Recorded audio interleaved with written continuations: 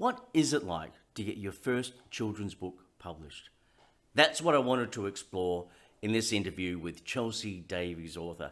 Chelsea has just released her first children's book, Come Home Ella, and I wanted to sort of pick her brains as to how she found a publisher, the inspiration behind the story, what her marketing strategy is, and all those little gritty bits, those nitty-gritty bits that you want to know as an aspiring author, what happens behind the scenes. So sit back, pour a cup of tea, cup of coffee, wine, and let's get to know Chelsea Davies.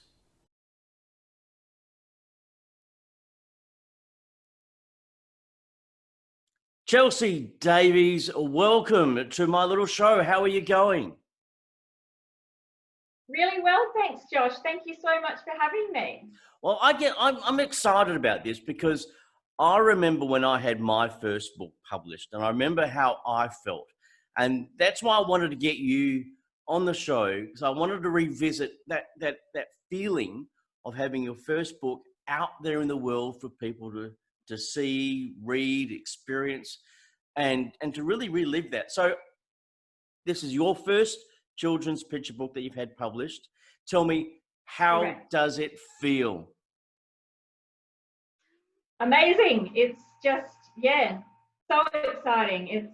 It's wonderful. I can see how people call it their book baby, because it really is like that. The whole process from this little idea swirling around in your mind to actually having a physical book that you can hold and read and share with the world. It's just, no better feeling. Wonderful. So because Come Home Ella is the name of the book. Who's the publisher? Where are you going to get published through? Through Empowering Resources. So they're a small family-run publisher. Mm-hmm, mm-hmm. So how did you find them?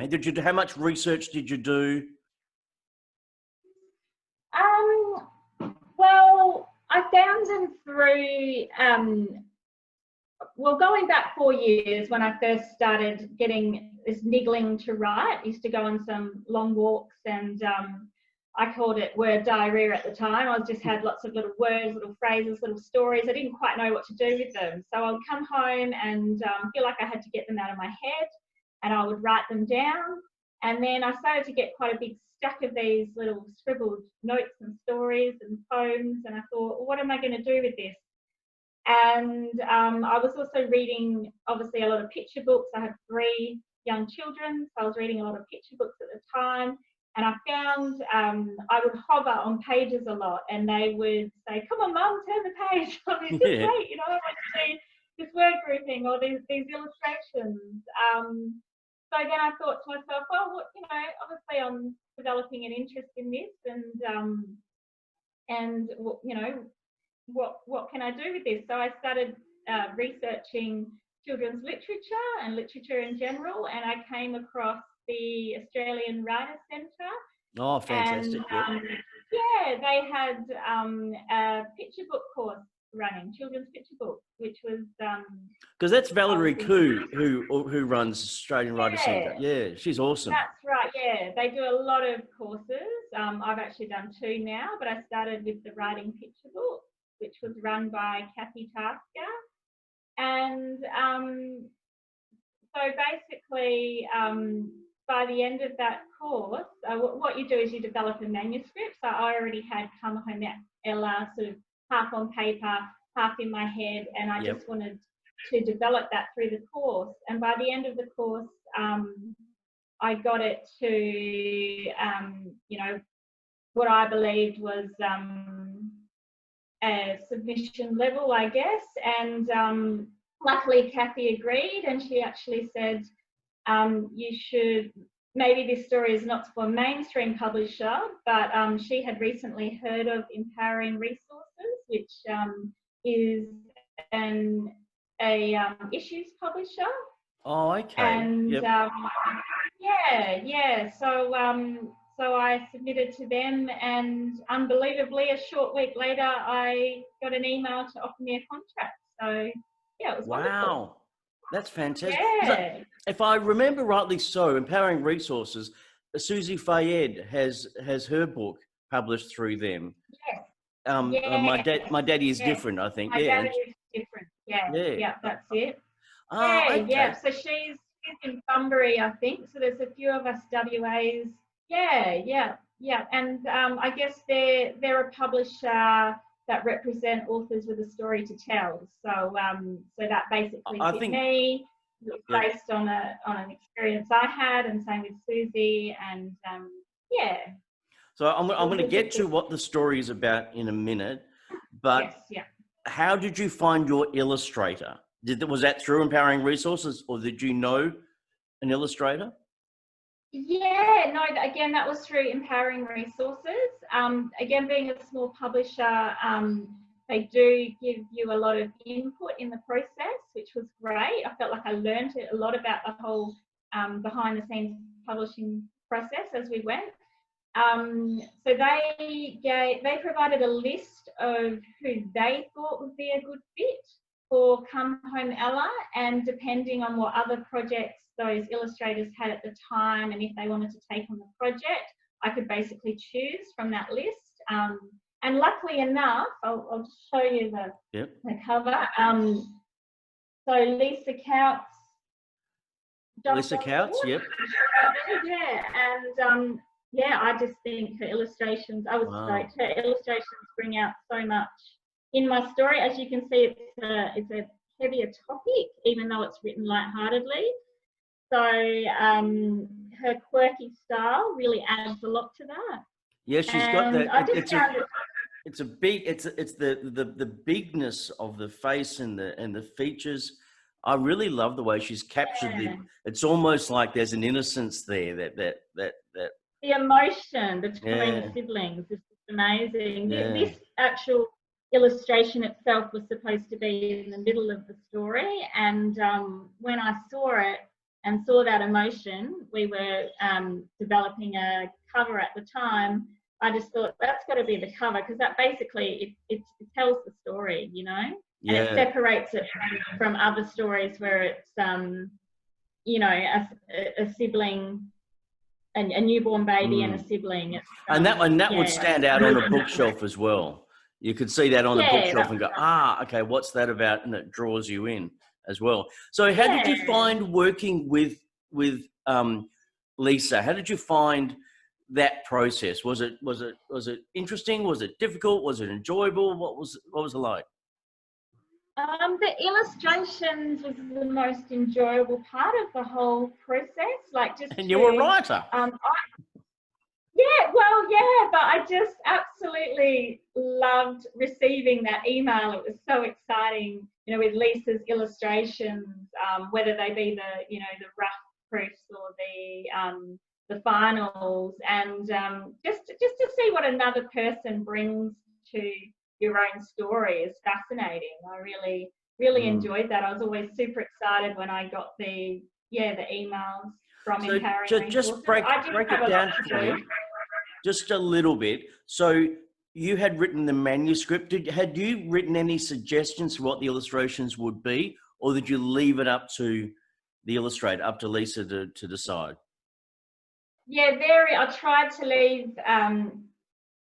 I tried to leave it up to Lisa as much as possible. I made a few suggestions only because Lisa hadn't been in neonatal intensive care unit parent.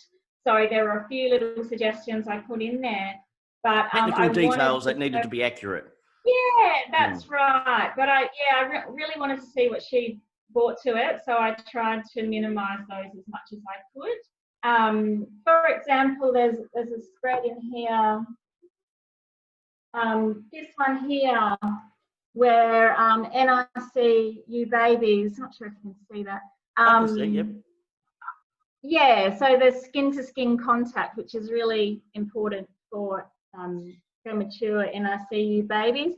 And it's called kangaroo care or kangaroo cuddles. And I kind of envisioned this, you know, somehow, because it's through the siblings' thoughts. So, you know, she would envision a kangaroo, an actual kangaroo in these cuddles, because she can't be there to see them. And but I didn't suggest that. I didn't want to make too many suggestions at that time. And obviously Lisa was on the same page, because she put a little kangaroo character there, and then she also added this bear for the bear hug. awesome beanie, which I really want to get one made.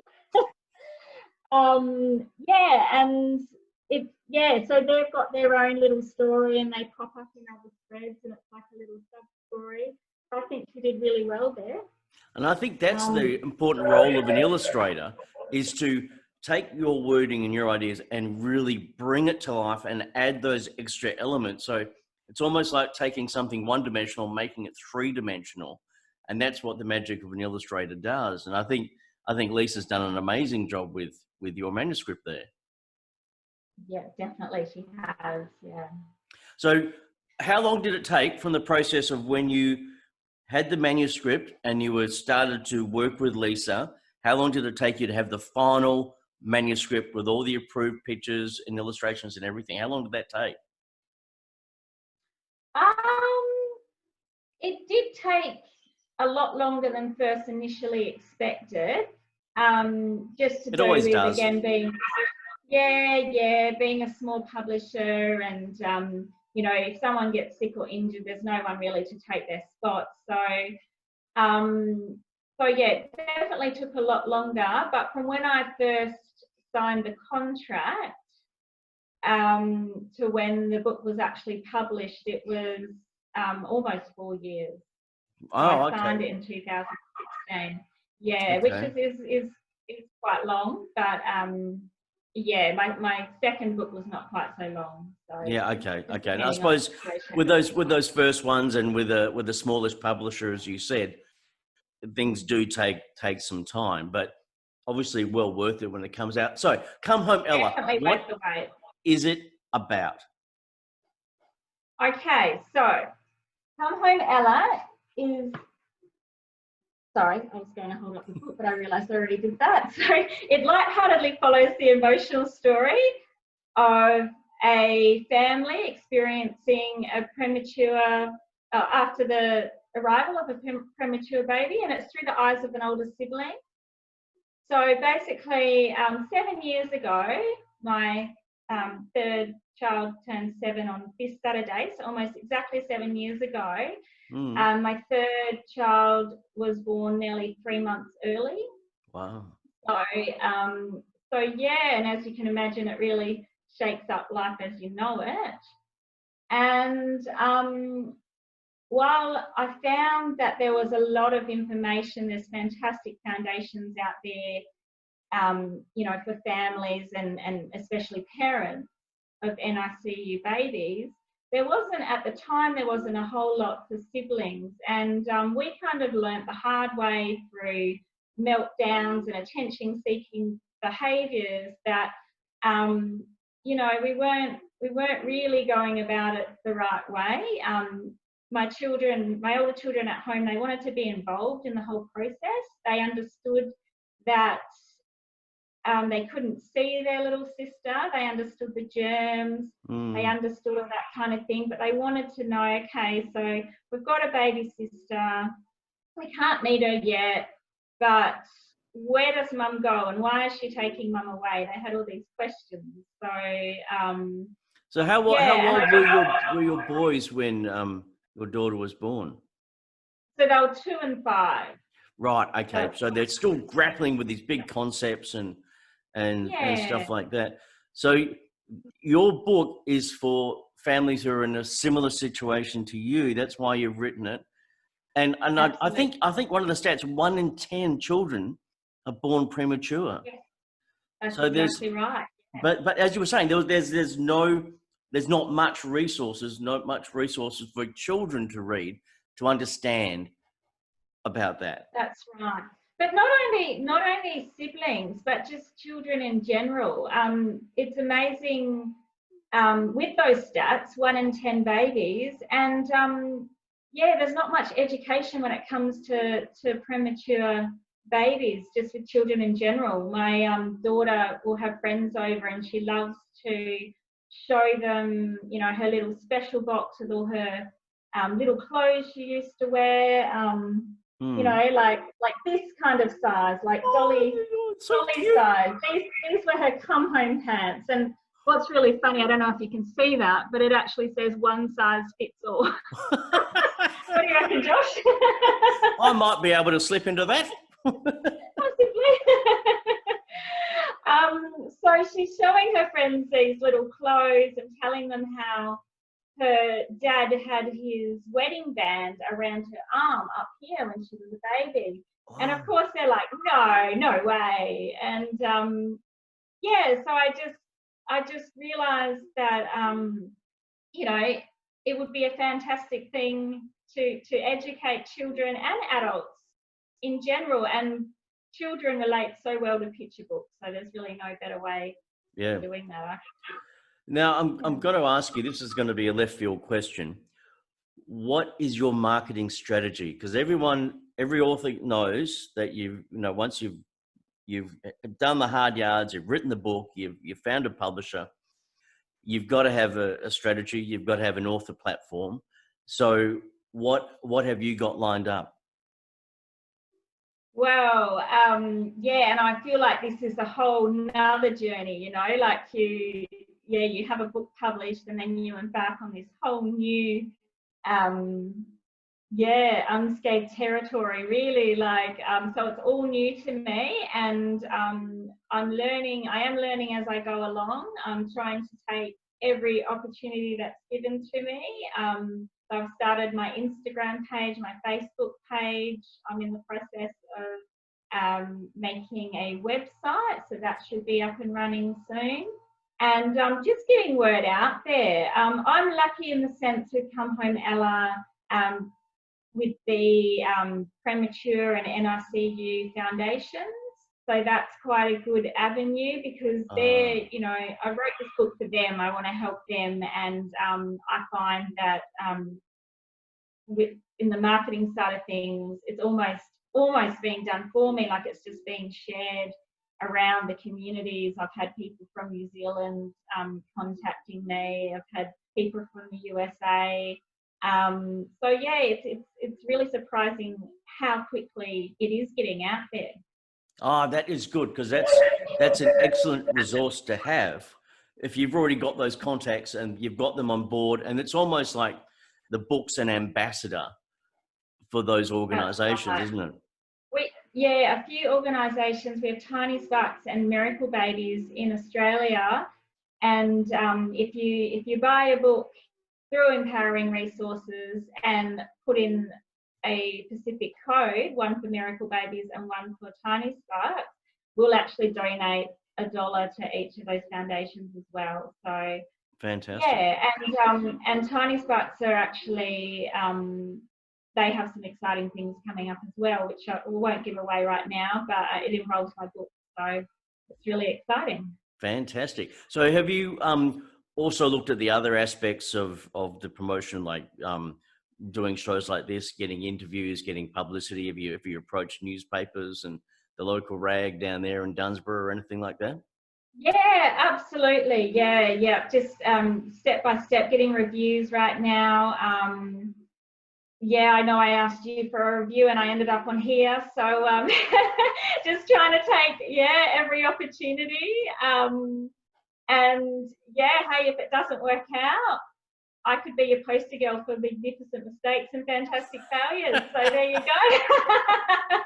And it's great company, so I couldn't pass up this opportunity. Oh, look, by the sounds of it, though, Chelsea, you've got it all together. You've got the right mindset. How is it, though, feeling that you've got to push yourself and put yourself out there? Is that uncomfortable for you, or is that normal? Is that okay? Yeah, I think it's important to push yourself out of your comfort zone somewhat, or it would almost be boring. You know, like you need to keep that spark, that energy in there. So yeah, no, I definitely, these kind of things I would say are out of my comfort zone, but at the same time, I just love learning from them. There's so much to learn. I think, speaking to a lot of other authors, and especially kids authors, a lot of them are really learning fast, especially with COVID-19 and stuff. you really have to put yourself out there more so than what you did before, whether it's going online, whether it's doing live talks, whether it's reading your book through Zoom at the local library or something like that. You've really got to be doing that. But some authors just go, I really feel so uncomfortable with self-promotion. Yes. And I get that. I get that, because you have that imposter syndrome. You feel like a fraud. You go, oh, I don't know. Am I worthy? And I'm not worthy. And it's like, there's no other way to do it. You've got to do it. You've just got to send that email off to that library. You've got to send an email off to the journal at the newspaper. You have to do that. And even if you do have a relatively big publisher, or even a medium-sized one or a small one, they can only do so much. You, as the author, has to step up and partner with your publisher to really push yourself out there. So what's one of the biggest things that you've learned through this whole publishing process? Oh, patience is definitely one. For 4 years, But, definitely, I will be patient. Absolutely. But yeah, speaking of, yeah, I hear you with the whole author platform. And like I said, it is a whole nother journey, a whole nother aspect. And yeah, I just, exactly that. You need to put yourself out there. You need to not only be prepared to promote your book, but promote yourself. It's just the way things are these days. Once upon a time, you could just hand your book over to the publisher and say, here, take it. I'm going to take a step back and watch. And I know, yeah, a lot of authors would like that way, but yeah, no, it's yeah, this is real. I mean, people want to know who's behind the story as well. So And that's one of the main things, is your story, as in Chelsea Davies' story, is what drives the book. And that's what people have the hard time. They're going, just talk about the book. No, you are the brand that needs to go out there. Because like a journalist wants to know, yeah, great book, but what's the story behind the book? What's the story about the person? Because that's what makes things interesting. That's what makes it newsworthy. And people go, I don't want the attention on me. But sometimes you actually have to. If you want to make a living, or even just make a part-time job or casual job out of writing books, you really do have to step up and go that extra mile and step out of that comfort zone. Because otherwise you're just going to be sitting here going, oh, why haven't I got any book sales or anything? Why is no one booking me, or something like that? So what's the best advice you would give to an aspiring author who's got a manuscript and they really want to get something published? What's your advice? yeah, well, I would say just get out there, get involved, attend workshops, get inspired by other local authors and illustrators, and hope they don't get cancelled by a virus. We were all booked in to see yours, Josh. That was that was unfortunate. No. Ask a lot of questions. You know, make mistakes and learn from them. Start again. And a really big one for me is competitions. I think competitions are really great, because I'm the type of writer who will have multiple projects on the go, and I never really deem them finished. So that's my struggle, you know. I mean, a lot of people send them in too early. I'm the opposite. I'll keep putting them away in the cupboard, just doing rotations, bringing them out again, putting them away again. So competition will, you know, push you to get it to submission level, as well as the guidelines to submit your work are quite strict, which is like the real world publishers' submission guidelines. And so many people don't stick to those guidelines, and they get rejected straight away because something doesn't fit, and they wonder, why did you reject me? Well, you didn't do it the way the guidelines suggested. Yeah, that's right. Well, they just want to see basically that you can, you know, follow simple instructions before they feel that you're worthy to read your work. So yeah, it's very important. yeah, so, and also you get feedback from competitions a lot of the time, which is there's nothing better than feedback. You need to get ready for rejection. Absolutely. Yeah. I was very lucky with my first book, but I've certainly had my fair share of rejection since then. You just need to learn from that. Yeah, And because that is the thing that stops so many people. I don't want to be rejected, so they don't even try to submit. And I find that really, really sad, because life is full of rejection. And if you just want to live in the shadows, look, that's fine. But if you want to actually have a book published, you need to be rejected, and then maybe look at rejection in a different way. Look at it like it's an experiment. I'm going to experiment by putting something out there, submitting it. If it doesn't get up there and I get a bit of feedback, or like, say, as you say, entering a competition and you get some feedback and go, okay, well, how do I readjust this? How do I learn from this? And let's put that into place for the next time. So you turn it into a magnificent mistake, really. Absolutely. But Yeah. I segued back into my own book. How do I do that? Yeah. Weave your way back. That's all right. Now, sales. I've joined a lot of. Sorry. How important is having a social media presence? I think it's really important. Yeah, these days it's and it took me a while to start mine, because I didn't consider myself an author at the time. I was like, well, what do I write about? But again, you know, joining social media groups, joining wonderful organisations like Scribby West, you know, like everyone. Scribby West, yay! Well done, guys.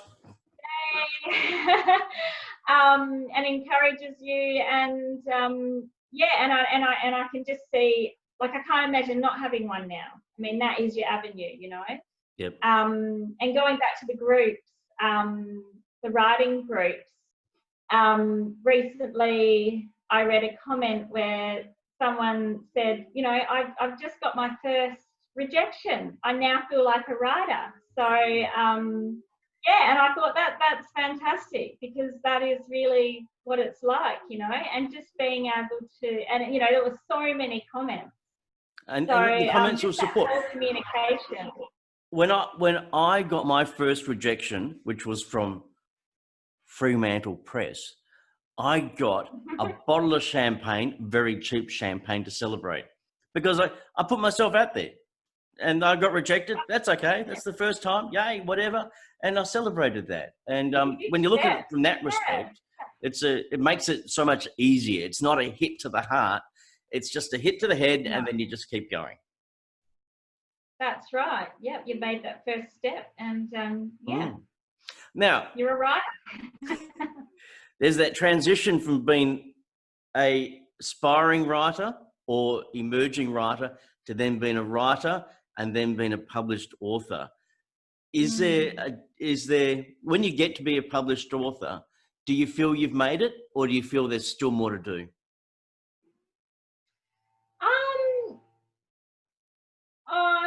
Yes and no. I mean, it's a huge achievement, of course, but you know, as I keep going back to, there's a whole nother journey. You can have a published book that doesn't sell. You know, you need to keep going back on a new journey with that.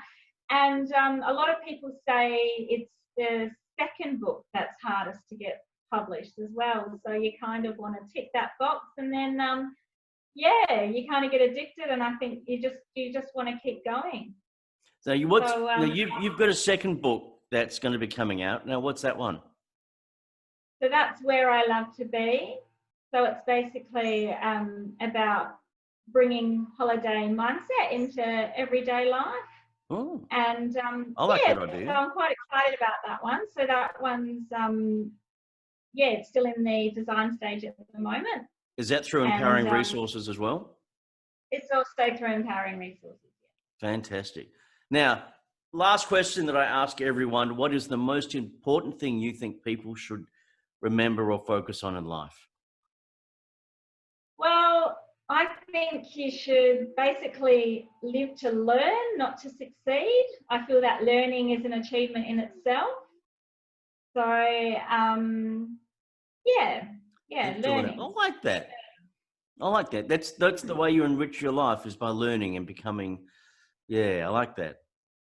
Right. And, you know, if you just ride out those storm clouds and you get unexpected rainbows along the way. So, I yeah, love rainbows. rainbows are great. Who That's why I doesn't have love a them in all rainbow? my books. Rainbows. Chelsea Davies. Now, where can people get a copy of Come Home Ella? So at the moment, through Empowering Resources, their website, I'm I'll not put sure their where you put website that down up. below here. Right, okay. And yeah, so you can just order direct through them. Okay, beautiful. And if people want to get in contact with you, or they want to join you on Facebook and Instagram, where's the best place? Yep, so Facebook, Chelsea Davies author, and Chelsea Davies books on Instagram. Beautiful. I'll put And those little yeah, I'd things love up to in the hear show from you. notes. Excellent. Well, look, Chelsea, thank you so much for being with us. I think so many people want to know what this process of getting book published is like, and what happens behind the scenes. I think we discussed a little bit of that. And look, good luck with everything. If there's anything I can do to help, because I just love this whole book journey myself. So it's fantastic. Chelsea, thank you very much for being on the show. Thank you so much for having me, Josh. It was a pleasure. Hi, thank you very much for watching the latest episode of Josh Langley Gets to Know. Got any questions, whether you want to say whether you liked it, you didn't like the interview, and like my hair's too grey or something like that, post a comment below. I won't get upset, okay? Now, gratuitous plug here. If you want to grab my books, Being You Is Enough, Okay to Feel the Way You Do, or Magnificent Mistakes, or all three, just go to my website at joshlangley.com.au, because it's about trying to change the world one book at a time, helping one kid just to feel good about who they are and feel good in their own skin. If we can just help one child, then they may help another child, then another one, then another one, and then that's how we slowly change the world. So thank you very much for watching, and I'll catch you next episode.